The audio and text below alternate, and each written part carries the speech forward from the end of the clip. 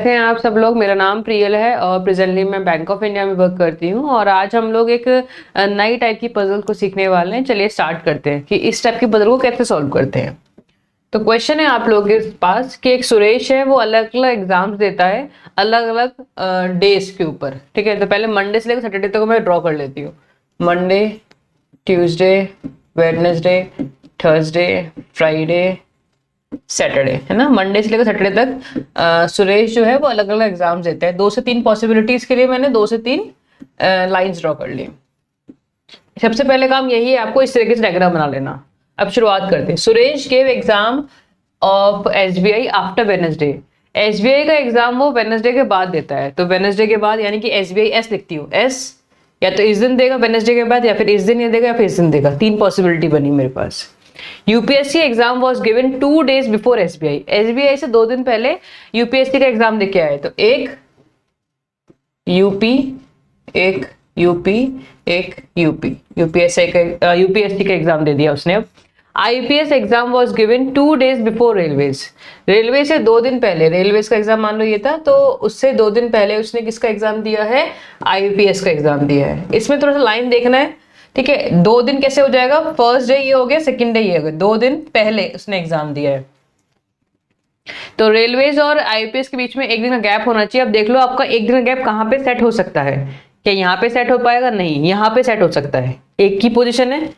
देखो, अगर मैं रेलवेज को यहाँ रखूंगी तो आईपीएस को यहाँ रखना पड़ेगा। रेलवेज को यहाँ तो आईपीएस को यहाँ, रेलवेज को यहाँ, आईपीएस को यहाँ। चलो, 2 पॉसिबिलिटी बन रही है। उसके आगे एक लाइन क्या लिखी है? Railway exam was not given on Friday. Railway का एग्जाम फ्राइडे को दे नहीं सकते, तो रेलवे को क्रॉस लगाती है यहाँ पे। रेलवे का एग्जाम इस दिन तो नहीं दिया जाएगा, ठीक है। तो मेरे पास पॉसिबिलिटी क्या बनी? अगर मैं रेलवेज को यहाँ रखती हूँ तो आईपीएस को यहाँ रखना पड़ेगा, पॉसिबिलिटी नहीं है। रेलवेज यहाँ रख सकती नहीं हूँ, तो रेलवेज को यहाँ रखती हूँ। रेलवेज को यहाँ रखूंगी तो आईपीएस को मैं यहाँ रख सकती हूँ। अब रेलवेज को यहाँ रखा तो आईपीएस यहाँ रख सकते हैं, बिल्कुल कोई बात नहीं। रेलवेज और आईपीएस, ठीक है। दूसरी पॉसिबिलिटी यहाँ पे एक और क्या बन सकती है? अगर रेलवेज को मैं यहाँ रखूं, मान लेते हैं, तो आईपीएस को मैं यहाँ रख सकती हूँ। थोड़ी देर के लिए मैं रख के देखती हूँ। मोस्टली क्या होगा, अभी ये इक्वेशन में से कोई एक एलिमिनेट हो जाएगा, लेकिन फॉर द टाइमिंग मैं रख लेती हूँ यहाँ पे। दूसरा क्या है? रेलवेज को यहाँ रख सकती नहीं हूँ, रेलवेज को यहाँ रखती हूँ और आईपीएस को यहाँ रखती हूँ, ठीक है। ऐसे मेरे 1 2 3 4 पॉसिबिलिटी बन गई। अब LIC exam was given just after NIACL. NICL के जस्ट बाद एलआईसी का एग्जाम है, यानी कि 2 पोजीशंस लगातार ब्लैंक होनी चाहिए। अब देखो, इस लाइन में 2 पोजीशन लगातार ब्लैंक है, बिल्कुल है।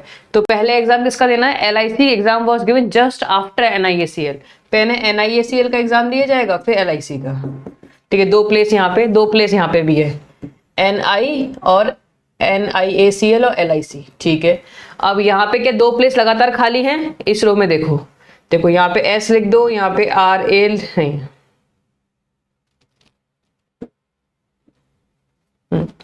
S S IPS railway UP, अरे हाँ, यहाँ पे यूपी वाला बिल्कुल बराबर है, ठीक है। अब देखो 2 प्लेस को लगातार यहाँ पे खाली है, नहीं है। इस वाली इक्वेशन में देखोगे तो 1 प्लेस ये वाला खाली है और 1 प्लेस ये वाला खाली है। इट मीन्स ये वाली जगह तो वैसे ही क्रॉस हो गई। इसलिए मैंने बोला था कि एक ना एक एलिमिनेट हो ही जाना है। यहाँ पे देखिए 2 लगातार प्लेस खाली हैं, एक यहाँ पे खाली है, एक यहाँ पे खाली है, तो ये भी रॉन्ग हो गया, यानी कि ये हट गया, ये वाला हट गया, ये दोनों चीजें बचती हैं। अब क्या लिखा हुआ है?